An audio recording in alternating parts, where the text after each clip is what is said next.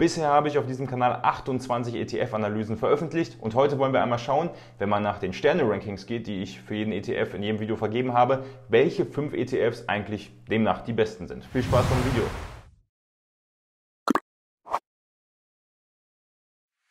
Grüße gehen raus an die Kanalmitglieder, das sind namentlich Jan Engelmann, AG, Leon Speth, Fabian Marquardt, Dominik Dörr und Martin Klemer. Wenn auch du wissen möchtest, welche Vorteile Kanalmitglieder haben, dann klick einfach unter dem Video auf den Button Mitglied werden. Damit klar ist, nach welchen Maßstäben wir die einzelnen ETFs bewerten, hier eine kurze Auffrischung. Alle ETFs schauen wir uns unter folgenden Kriterien an. Zunächst unter dem Aspekt Portfolio. Also welche Aktien sind im ETF enthalten, wie sieht die Länderverteilung aus, wie sieht die Branchenverteilung aus und wie sehen die finanziell wichtigsten Kennzahlen der größten Unternehmen im ETF aus. Danach schauen wir auf die Produktkriterien. Wie hoch ist die Gesamtkostenquote des ETFs, was hat er für eine Ausschüttungsart und wie sieht es mit der Replikationsmethode aus. In der Performance schauen wir vor allem darauf, wie hat sich der ETF im Vergleich zu anderen ähnlichen oder eben breiter gestreuten ETFs über einen möglichst langen Zeitraum hinweg geschlagen und wir schauen zum Beispiel auf den zugrunde liegenden Index des ETFs und vergleichen diesen in seinem historischen Abschneiden.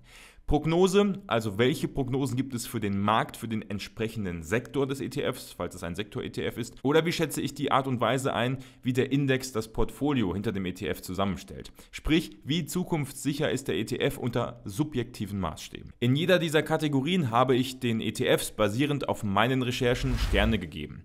Zwischen 1 und 5 Sterne kann jeder ETF in der jeweiligen Kategorie erhalten. Am Ende gibt es dann einen Durchschnittswert. Auf Platz 5 liegt der iShares MSCI World Small Cap ETF, der sich prinzipiell in jedem gut diversifizierten Portfolio befindet. Der Vorteil bei diesem ETF ist, dass er mehr als 3400 Aktien enthält, die alle eine kleine Marktkapitalisierung bieten. Das heißt, sie sind noch sehr kleine Unternehmen, die in der Theorie aber jeweils größeres Wachstumspotenzial bieten sollen als große Large Cap Unternehmen. Sie sind aufgrund der niedrigen Marktkapitalisierung, das heißt Preis der einzelnen Aktie multipliziert mit der Anzahl der herausgegebenen Aktien des jeweiligen Unternehmens, in den klassischen MSCI World ETFs nicht enthalten und tragen so dazu bei, wenn ihr sie in euer Portfolio aufnehmt, dass euer Portfolio noch breiter diversifiziert ist und das Risiko ist über die 3400 Aktien breit gestreut. Wenn eine Aktie bzw. ein Unternehmen aus diesem Small Cap ETF den Bach runtergeht, zum Beispiel weil es eben noch so klein ist und sich der Erfolg einfach nicht einstellt, dann spielt dies in diesem ETF in der Regel eine untergeordnete Rolle bzw. macht sich überhaupt nicht bemerkbar. Dieser ETF stellt prinzipiell auch einen Teil des Factor Investings dar. Was ich euch in diesem Video hier erklärt habe, das findet ihr verlinkt in der Videobeschreibung. Die sogenannte Small Size Prämie hat in den vergangenen Jahrzehnten in den meisten Zeiträumen eine Überrendite im Vergleich zur weltweit gestreuten Benchmark erwirtschaftet.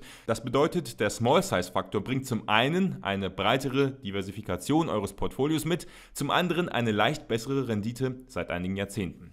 Mit einer relativ günstigen Gesamtkostenquote und dieser historisch sehr langfristig guten Performance ist dieser ETF bei 4,125 Sternen in diesem Ranking gelandet. Bedenkt aber, hier geht es nur um Small Cap Unternehmen aus den Industrienationen, hier fehlen noch die Emerging Markets mindestens.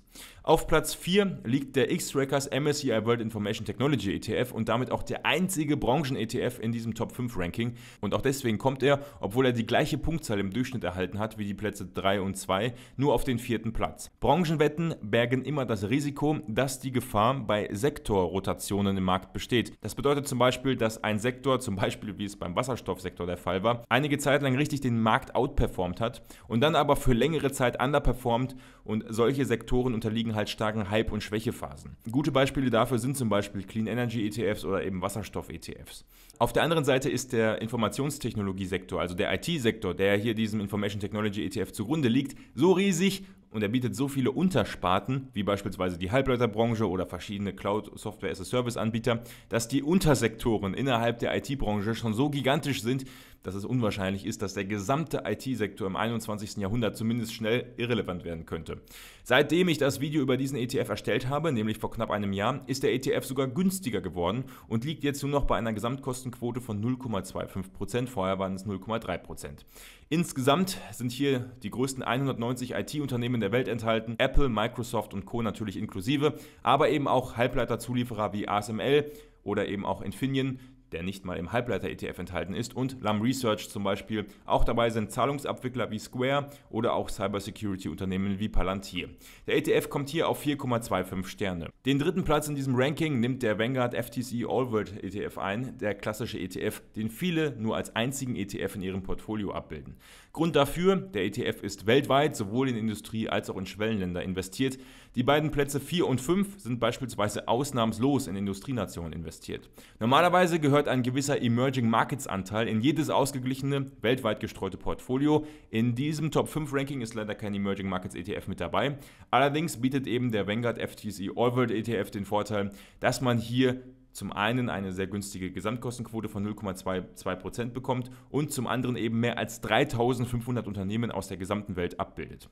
China als größtes Schwellenland hat man hier aktuell mit 5% circa automatisch dabei. Der Nachteil, wenn es ihn bei diesem ETF überhaupt gibt, ist, dass man sich natürlich mit dem Anteil der Schwellenländer, also mit den Emerging Markets, nach der Marktkapitalisierung der gewichteten Unternehmen in diesem ETF zufrieden geben muss. Das heißt, man hätte jetzt keine Möglichkeit, hier die Emerging Markets überzugewichten, sondern muss das eben nehmen, was der ETF vorgibt oder der Index dahinter. Oder man holt sich eben zusätzlich noch einen Emerging Markets ETF ins Portfolio.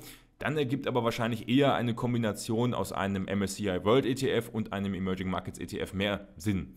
Der ETF kommt im Ranking hier aufgrund der simplen Anlagemöglichkeit in nahezu die gesamte Welt auf 4,25 Sterne. Folgt auf Instagram dem Kanal Tech Aktien, um keine News von den Börsen dieser Welt zu verpassen. Immer wieder versorgt euch dieser Kanal nicht nur mit den News, sondern auch noch mit guten Memes nebenbei und sorgt damit für gute Laune. Auf Platz 2 haben wir den iShares Edge MSCI World Momentum Factor ETF, der ebenfalls ein Faktorinvestment darstellt und ebenfalls nur in Industrienationen weltweit investiert.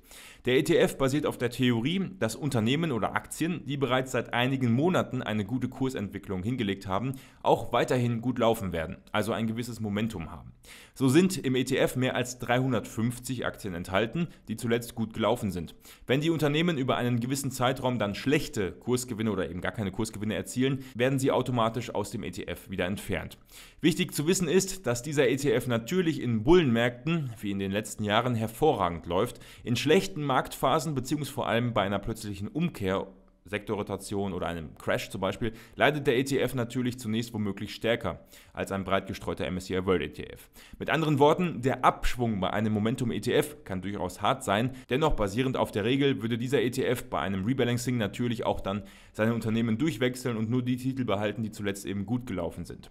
Auch dieser Faktor schlägt die klassischen breit gestreuten MSCI World Benchmarks in den vergangenen Jahrzehnten regelmäßig, sodass wir hier ebenfalls von Faktor Investing sprechen können. Der ETF kommt im Ranking auf 4,25 Sterne. Kommen wir zu Platz 1 der knapp 30 ETFs, die ich hier auf diesem Kanal bereits analysiert habe. Auf Platz 1, ganz knapp vorne, liegt tatsächlich der iShares Edge MSCI World Quality Factor ETF.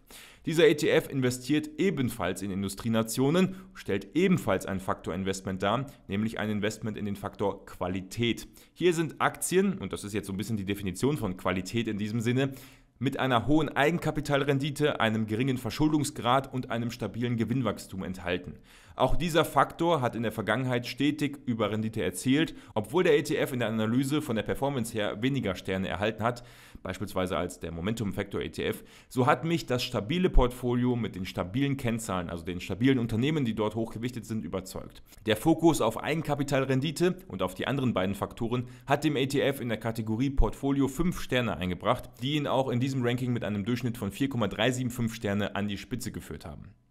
Wie bewerten wir jetzt dieses Ranking und was bedeutet es eigentlich, dass der iShares Quality Factor ETF auf Platz 1 liegt? Ein wichtiger Faktor, den wir noch näher beleuchten müssen, ist die Anlagestrategie. Viel wichtiger als den einen richtigen ETF zu finden, ist es, dass ihr euch darüber im Klaren seid, welche Strategie ihr mit euren ETFs verfolgen wollt. Prinzipiell lässt sich natürlich ein Investment in nahezu jeden ETF rechtfertigen, wenn man bei sich im Portfolio eine entsprechende Strategie fährt. Gerade wenn ihr euch beispielsweise für einen Quality Factor ETF entscheidet, dann dürft ihr nicht außer Acht lassen, dass ihr damit auch andere Faktoren, wie zum Beispiel den Small Size Faktor, untergewichtet. Zum Ausgleich kann man sich natürlich noch den Small Cap ETF, der auf Platz 5 in diesem Ranking lag, mit in seinen Sparplan oder in sein Portfolio holen. Natürlich verringert man dann aber wiederum den Quality Faktor in seinem Gesamtdepot. Das heißt auch, bei den Faktor Investments lohnt es sich, eine sinnvolle Mischung oder für sich eine sinnvolle Strategie zu finden. Schaut daher, falls ihr Faktor-ETFs generell interessant findet, unbedingt mein Video zum Thema Factor Investing an. Factor Investing ist nur eine mögliche Anlagestrategie. Eine andere kann aber auch einfach sein, eine Basis mit einem MSCI World oder einem All-Welt-ETF zu bilden und dann mit verschiedenen Satelliten-ETFs zu garnieren. Beispielsweise kombiniert eben ein All-World oder MSCI World ETF mit dem hier im Ranking auf Platz 4 liegenden Information Technology ETF oder dem Morningstar US Wide Mode ETF oder eben diversen anderen Branchenwetten oder eben Länderwetten. Gleichzeitig könnt ihr aber auch natürlich eine MSCI World Basis mit Faktor-ETFs kombinieren, wenn ihr die Faktoren nicht zu präsent in eurem Portfolio aufführen möchtet. Daher bietet auch eine ganz simple Kombination aus einem MSCI World ETF, einem MSCI Emerging Markets IMI ETF zum Beispiel, wenn man die Small Caps noch in den Emerging Markets mit dabei haben möchte, und einem MSCI World Small Cap ETF alle Möglichkeiten. Eine Sache, die mir persönlich sehr wichtig ist, und deswegen gebe ich sie euch hier am Ende des Videos nochmal mit, ist das Thema ein langer Anlagezeitraum. Oder der lange Anlagezeitraum ist entscheidend. Warum? Wenn wir uns Themen-ETFs raussuchen oder Sektor-ETFs rausnehmen, Sektorwetten rausnehmen, zum Beispiel Global Clean Energy ETF oder Wasserstoff-ETF, dann haben wir es ganz häufig damit zu tun, dass in bestimmten Phasen, das kann dann auch über 1 oder 2 Jahre gehen, also kommt immer auf den Sektor und den Zeitraum an, dass diese Aktien in diesen ETFs extrem gehypt werden. Wir haben das zuletzt beim Global Clean Energy ETF gesehen und auch beim Wasserstoff ETF. Der Gedankengang, den viele haben, der ist ziemlich simpel. Und zwar ist der, in Zukunft brauchen wir eine klimaneutrale Wirtschaft oder halt eben mehr grüne, saubere Energie. Und weil wir das in Zukunft brauchen als Gesellschaft, heißt das automatisch, dass die Unternehmen im Kurs steigen werden und da hört man dann schon auf und sagt sich, okay, ich setze auf diesen ETF. Ich will jetzt nicht sagen, dass eine Beimischung mit einem kleinen Prozentsatz zum Portfolio, dass die da irgendwie verwerflich ist. Das muss ja jeder für sich selber entscheiden. Dennoch möchte ich nur darauf hinweisen, dass diese ETFs enorm im Kurs gestiegen sind und danach auch ziemlich stark wieder gefallen sind. Nicht unbedingt, wenn man am Tief eingekauft hat, ganz am Anfang, vielleicht vor 5 Jahren oder so, dann hat man immer vielleicht noch eine Verdopplung oder Verdreifachung des Kurses gehabt, aber trotzdem viele, die sehr spät auf diesen Zug aufgesprungen sind, und mit spät meine ich jetzt spät im aktuellen Anlagehorizont in den letzten Jahren, bei denen ist jetzt der Kurs zunächst einmal wieder runtergegangen. Was machen jetzt viele in so einer Situation? Die sagen, ach, Wasserstoff oder eben Clean Energy ist doch blöd, ich verkaufe den ETF wieder. Das ist eine Herangehensweise, die schon etwas von Market Timing zu tun hat. Also man versucht dann wirklich möglichst günstig zu kaufen und teuer zu verkaufen. Und weil der Kurs in den letzten Monaten so rasant war, haben dann viele FOMO und springen, also Fear of Missing Out, und springen dann ganz am Ende auf einen ETF-Zug auf, wo ich sage, ja, das ist eigentlich nicht der Sinn einer passiven Anlagestrategie oder einer Anlagestrategie allgemein. Ich persönlich mache es zumindest so, dass ich mit diesen ETFs eigentlich die nächsten 20, 30 Jahre, mindestens mal aber 10 Jahre plane, dass ich sie nicht verkaufen werde, dass ich stetig nachkaufe und dabei nicht versuche, den Markt zu timen. Und das ist ein wesentlicher Unterschied. Und gerade bei Sektorwetten ist das Risiko groß, dass man sagt, boah, hier der Cyber Security ETF geht gerade so ab, da steige ich jetzt mal ein. Und dann ist es so, dass so eine Sektorwette natürlich wesentlich volatiler unterwegs ist als der Gesamtmarkt, zum Beispiel als ein MSCI World. Und deswegen fangen dann viele an, wie wild Themen-ETFs und Sektor-ETFs zu traden. Und das ist einfach, das kann man natürlich machen. Man kann natürlich sagen, ich setze auf Global Clean Energy für die nächsten 30 Jahre, dann darf ich aber nicht nach dem ersten, wenn es runtergeht, verkaufen oder rausgehen und in den nächsten Themen-ETF reinspringen. Das ist der wichtige Punkt dabei. Ich persönlich bin kein Fan von Sektorwetten, weil ich ganz klar sage, dass der Gedanke Global Clean Energy, aha, wir brauchen in Zukunft klimafreundlichere Energiegewinnung. Klar, brauchen wir in Zukunft, trotzdem stehen da Unternehmen dahinter, die Anlagen kaufen müssen, die eben eine Menge Kapital binden erstmal und die dann sich erstmal entwickeln müssen und da muss man erstmal sehen, was für Margen haben die eigentlich, ist das überhaupt alles rentabel. Da gibt es sicherlich Unternehmen, die durch Standortvorteile, durch gewisse Ressourcenvorteile da unglaublich gute Margen erzielen können und profitabel sind und die im Kurs wachsen. Nichtsdestotrotz glaube ich, dass es nicht unbedingt für die ganze Branche gilt bei Global Clean Energy, bei den 30, 40 Unternehmen, die dort enthalten sind. Und selbst wenn, dann hätte man diese Unternehmen früher oder später sowieso in einem Momentum-ETF oder eben in einem Quality-Factor-ETF abgebildet, wenn sie dann entsprechende Kriterien erfüllen. Deswegen bin ich der Meinung, für mich persönlich machen Sektorwetten wenig Sinn. Am ehesten eben noch den auf Platz 4 vorgestellten IT-ETF, weil der auf die IT-Branche doch relativ breit gestreut ist. Aber auch da würden wahrscheinlich viele sagen, nee, den lasse ich raus, brauche ich nicht. Meine Message an euch ist nur, seid euch bewusst, was für eine Anlagestrategie habt ihr. Habt ihr vielleicht eine Strategie, 80% MSCI World oder eben FTSE All World ETF, so, und dazu mache ich dann mit den 20% ein paar Sektorwetten. Wäre es wahrscheinlich ratsamer, dann wirklich auch nicht die Sektorwetten alle paar Monate zu wechseln. Ne? Sonst kommt es eben dazu, ich kaufe Global Clean Energy auf dem Top sinkt direkt wieder, ich verkaufe es wieder, ich kaufe Wasserstoff-ETF, weil das der nächste Trend ist und kaufe wieder auf den Top. Entscheidet euch lieber dafür, okay, ich glaube langfristig an die Wasserstoffbranche oder an Clean Energy, so wie der ETF diese Auswahl trifft oder der Index hinter dem ETF die Auswahl trifft, daran glaube ich. Okay, dann macht das, aber wechselt nicht alle paar Monate eure Strategie. Ganz zum Schluss noch zwei Sachen. Zum einen, ich habe natürlich bisher nur 28 ETFs auf diesem Kanal analysiert. Das heißt, hier sind jetzt nicht alle Hunderte und Tausende verfügbaren ETFs mit eingeflossen in dieses Ranking, sondern nur die, die bisher auf dem Kanal vorgestellt worden sind. Und das Ganze ist natürlich, die Sterne-Rankings der einzelnen ETFs sind natürlich meine persönliche subjektive Wahrnehmung. Und genauso ist die Bewertung von Ausschüttungsarten oder Replikationsmethoden zu einem gewissen Grad subjektiv. Und genauso ist auch die Prognose, die ich immer in den einzelnen Analysen gebe, ist auch subjektiv, wenn ich sage, okay, wir sehen für diesen und diesen Cybersecurity-Bereich in Zukunft zwar eine gute Prognose oder der Markt wächst zwar, aber ich finde die Art und Weise, wie der Index quasi die Aktien auswählt, nicht gut und komme deswegen zu einer relativ schlechten Prognose. Gut, dann ist das letztendlich irgendwo eine subjektive Einschätzung, die jeder auch anders sehen kann. Danke fürs Zusehen, danke auch an die Kanalmitglieder, die seht ihr jetzt hier noch eingeblendet. Nächste Woche stelle ich euch meinen ETF-Sparplan vor, den ich aktuell habe und erkläre auch so ein bisschen, warum ich gerade diesen und jenen ETF so und so bespare und mit so einer hohen Summe da reingehe. Das wird bei dem einen oder anderen sicherlich Fragen aufwerfen, weil er sagt, hey, okay, das ist auch eine komische Strategie oder zumindest sind die Mengen, in denen ich die ETFs bespare, schon sehr unterschiedlich. Aber warum ich das mache, erkläre ich nächste Woche. Viel Spaß bei den anderen Videos hier auf YouTube. Bis dann, ciao.